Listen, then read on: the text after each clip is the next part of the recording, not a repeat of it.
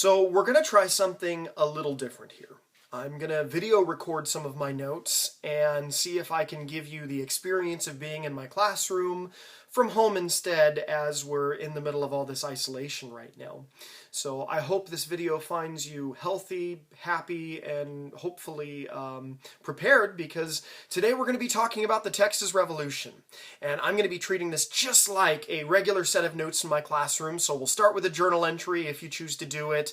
We'll take notes afterwards. It's color-coded as always, so remember, if the words are in green, you don't have to write it. If it's in yellow, except for the journal entry up on the screen, if it's in yellow, you put it in your own words, and if it's in red, you need to write it word for word. So that doesn't change. So here we go. Today's journal entry: if someone offered you a free, brand new home, could be a mansion, could whatever you want, whatever is your ideal home, if they were to offer you a free, brand new mansion, a home, but you could only have it if you were willing to change your religion, would you take the deal?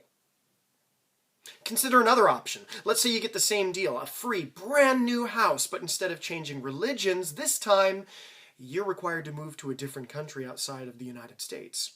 Would you take that deal? And then finally, how about changing the language you speak? So your primary language is probably English, so would you take a free, brand new house if you were required to speak any other language for the rest of your life? Would you take that deal? Well, today we're going to be looking at some guys who actually took that deal and then ended up creating one of our largest states out of this. We're talking about the Texas Revolution. So at the top of your notes, please, the Texas Revolution. Here we go. Now, as we do this, feel free to pause videos because I may go too fast for you, or too slow. You can skip ahead if you want. But I'm going to tell you the story. I would suggest that you keep either a notebook or do this on some sheets of paper, whatever you want to do. But follow along as we do this. See how well you can do, and take the notes as best as you can. Here we go. This is the story of how Texas became the Lone Star State. So today's target, by the end of this, I want you to be able to describe the events that led to Texas independence and help to continue kind of where we left off. Remember, we've been talking about things like the War of 1812 and Lewis and Clark traveling west and exploring. Well, now we're going to figure out how the United States turned into the shape and size that we know today. Basically, the remaining land, how it came into American hands. And for some for good and some for bad, and we're going to take a look at that today. All right? So first, a little bit of background information for you. In the early 1800s, Texas was part of the Spanish Empire. Although not a lot of people lived there. It wasn't a very popular place to live, kind of for two reasons. The people that did live there, the indigenous Native Americans, the Indians that lived there, were hostile tribes and attacked a lot of their neighbors. And the ground isn't very good for growing things, at least compared to a lot of the fertile land that was around it. So there's really two things going against living there. People are like, you can't grow a lot over there, and you got hostile natives. So in the early 1800s, not a lot of people end up living there, but it is part of the Spanish Empire, what we would call, Mexico today, but Mexico was owned by Spain at the time.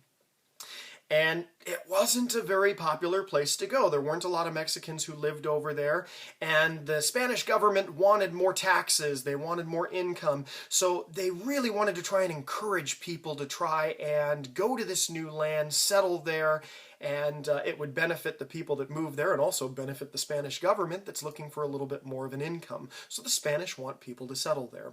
And because Mexicans really aren't wanting to settle there at the time, they look to nearby Americans. They're like, hey, maybe we can talk these Americans into moving into this land, settling there, We got to offer these guys some sort of deal to get them to settle there, and then we can tax them and get money from them, and hey, it's going to be a win-win all the way around.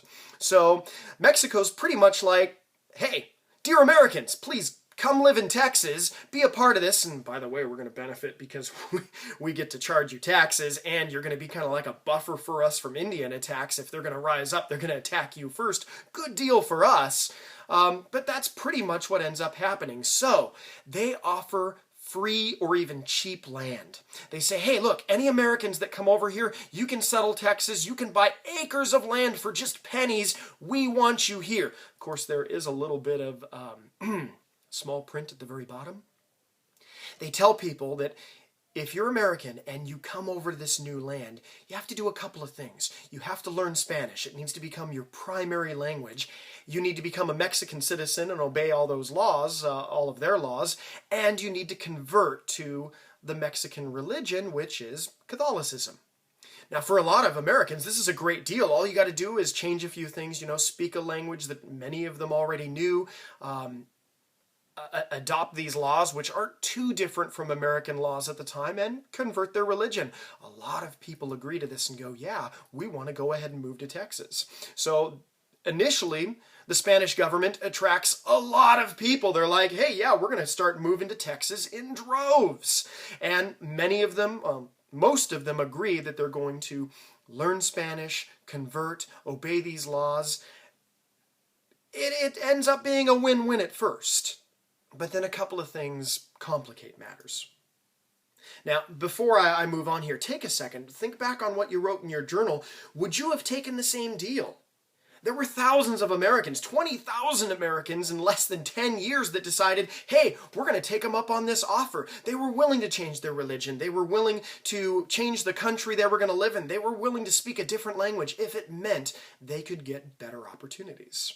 So a lot of people took this offer up. The first people to do it, a guy named Stephen Austin, he ends up getting 300 families to move out there with him, and eventually they'll name a city in Texas after him, Austin, Texas. That's where it comes from. So from the 1820s to the early 1830s, a lot of Americans start moving into Texas because they were invited. Now, a couple of things change this. So first, the Mexican government eventually rebels against Spain. So they actually fight their own war for independence. They kick the Spanish out. And the Mexican government that replaces the Spanish government is a little less keen on having outsiders move into their area. They're worried about Americans moving in and changing the culture so much because a lot of these Americans who moved over here, they initially agreed, yes, hey, we're going to change our religion and speak this new language and all this. But they came over, did that for a couple of months, and then slowly changed their mind and reverted back to their culture. So Texas started to become kind of a mini America in itself with its culture, and this started to alarm the Mexican government. By 1830, there were more Americans than Mexicans living in Texas. There were only 4,000 Mexicans living there at the time, and in 1830, 20,000 Americans. So this is worrying the Mexican government. And so they start putting up a few restrictions. At first, Mexico says, all right, we're not going to allow any more people to move into Mexico from America. And they say that anybody else who moves here is going to be considered an illegal alien. And everybody who's living in Texas right now, if you want to stay here, you must adopt to our culture. It's ironically kind of like how Americans view things nowadays with people moving into America. We expect everyone to change and adapt to our culture in many ways. And if not, a lot of the time they can be considered outsiders. But Mexico refuses to allow any more immigration inside the country. And for a lot of families that are already living in Texas, this is a disaster because they've got loved ones waiting in America who were supposed to join them eventually, and now they're being told, the rest of your family can't join you. So this is really upsetting a lot of the Texans who already live there. But then matters get even worse. It gets worse, and the conflict really begins when a new president of Mexico is elected. His name is Antonio Lopez de Santa Anna. And Santa Anna, for a couple of years he's president, but eventually he overthrows the Mexican Constitution, becomes dictator, and says, hey, you're going to obey my laws now, I'm in charge. And he changes everything. Even the Mexicans living in Texas at the time, they're called the Tejanos, they're looking at this going, oh, we're not supporting this, we're not crazy about this guy. They actually feel closer to the Americans than they do to their own government at the time. They're not happy with Santa Anna.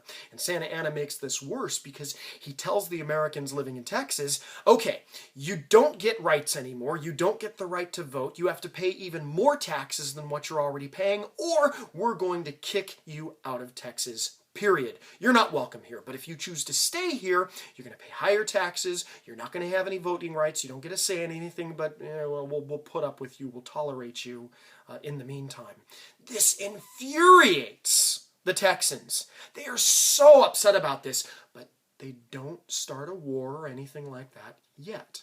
They try a peaceful approach until Santa Anna really presses the issue. War breaks out because of a cannon. Because of one tiny little town called Gonzales. Now, in Gonzales, I'm going to skip ahead here, so if you're looking at the notes, I'm kind of moving through this a little quickly here, that's okay. But there's a tiny little town called Gonzales in Texas where the Texans who had lived there had been gifted with a cannon to help stop Indian raids. But when Santa Anna becomes in charge and becomes dictator of the Mexican government, he decides, you know what?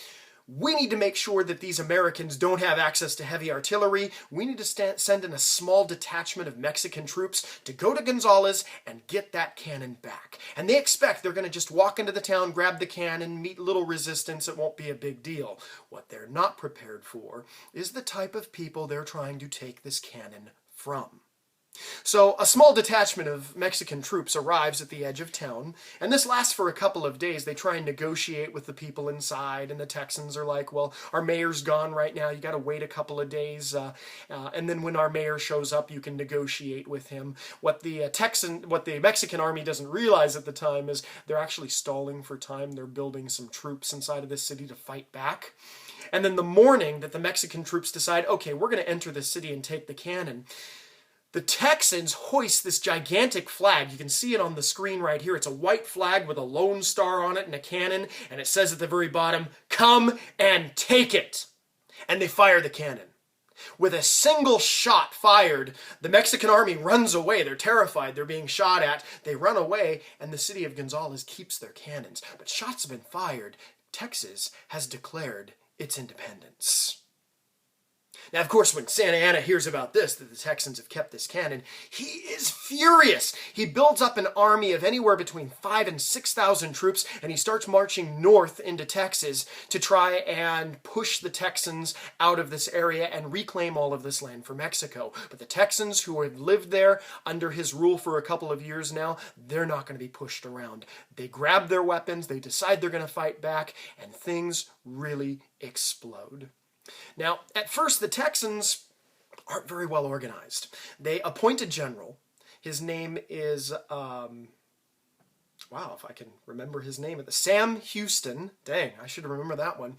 Sam Houston. He'll actually have a city named after him as well, Houston, Texas. He's the Texans general. He's building up an army, but it takes a while for everybody to come together in this army and agree that they're going to start building up weapons and stuff. So a small group of people actually build up some weapons and decide they are going to try and slow down Santa Anna's army and try and keep him from invading enough to where Sam Houston has enough time to be able to build up this huge army to attack Santa Anna right back with. So a group of about 150 to 180 Americans, they find an old abandoned mission called the Alamo. It's basically a big church, right? They fortify it. They build up walls around it. They station cannons. They build up weapons. And they decide they are going to defend this fortress against Santa Anna. Santa Anna, stupidly, instead of deciding to just go around the Alamo and continue to try and find Sam Houston's army, he decides he is going to punish these Americans in the Alamo. He surrounds them, and he decides that he is going to attack them. This buys the Texas Army enough time to be able to build up a huge military, even though in the Alamo there's only 150 guys against 5,000 to 6,000 Mexican troops, and it seems like a hopeless fight. Now inside there are all kinds of different Americans, very famous ones. The most famous ones are Davy Crockett, a frontiersman who had also been part of the U.S. House of Representatives. We talked about him when we talked about the Trail of Tears a couple of weeks ago. Jim Bowie, who invented the Bowie knife. You can see that knife on your screen right there, a very famous 12-inch blade that's still made by a lot of forgers today. If you watch Forged in Fire, you'll see they make Bowie knives all the time. It's a very popular weapon. And Now, originally, Jim Bowie was the leader. He was in charge of this fortress, but he falls ill, and his second in command, William Travis, takes charge.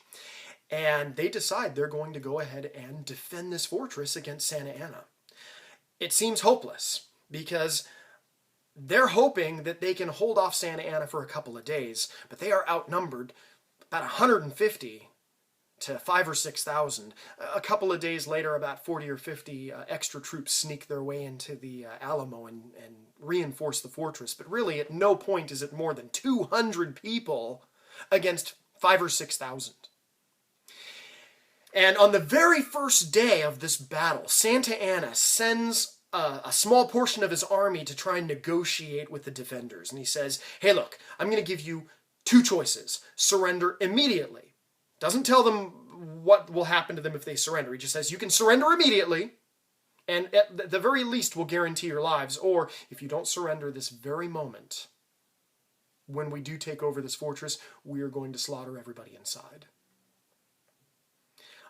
Colonel Travis, William Travis, who's now in charge of the fortress, he doesn't even bother sending a message back. Here's his reply. He loads a cannon, aims it straight at the Mexican army, and fires the shot. And that's his response. Basically, you know what? Come and get us. Kind of like how it was in Gonzales. It's kind of funny because the Texan spirit is very similar to that nowadays.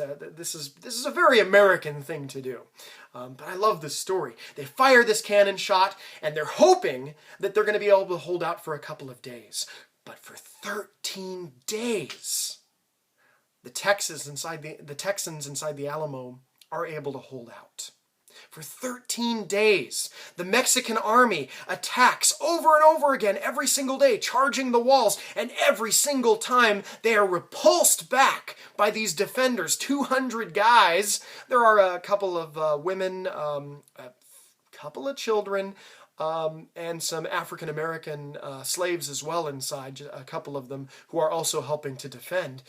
And every single time the Mexican army attacks, the Alamo is able to defend itself. And Santa Anna has to bring up artillery, big cannons, to try and take down the walls.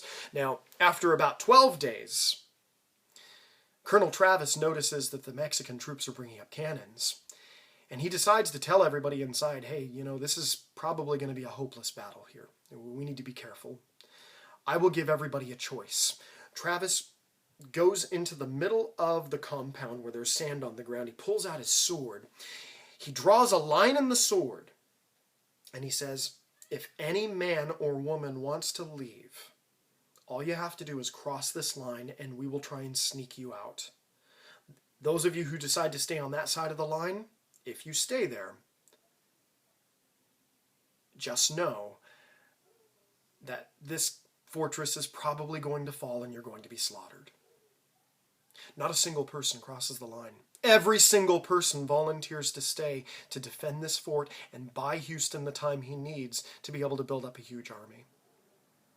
On day 13, the Mexican army pounds the walls of the fortress. And on March 6th, 1836, the walls fall, the Mexican army invades, and all but one or two people inside are slaughtered. We don't know exactly what happened to all of the defenders. We know that Jim Bowie, who was sick, lying in bed, he was attacked in bed, and Mexican reports say that he fired off a couple of shots before he was killed. Davy Crockett, there's a lot of controversy about him because the Mexican army has one version of the story. The Americans have another version. The Mexican troops swear that Davy Crockett was captured alive and then executed the next day. American accounts say that when he ran out of ammunition, he just started swinging the butt of his rifle around, hitting everybody he could until he fell in the middle of battle. We don't know, but we know he was killed in the middle of this battle. All the defenders, except for one or two who were left alive to tell the story, are wiped out. It is a huge massacre. Santa Anna recollects his army and starts marching towards Sam Houston's army, not realizing that now, with 2 weeks' worth of time, Houston has a strong enough army to fight back. Houston's still outnumbered. I think Santa Anna still outnumbers him 2-1, but he's got a much better chance of fighting than he did a couple of weeks earlier because of the defenders at the Alamo. Now, about a month later, in April, there is the deciding battle of the war. This is called the Battle of San Jacinto. Mr. Beak, wait a second. You mispronounced Jacinto. It should be Jacinto or Jacinto or, San Jacinto, according to the Mexican pronunciation. Actually, no. The people who created the town and settled to the river called it San Jacinto, so technically it is the Battle of San Jacinto.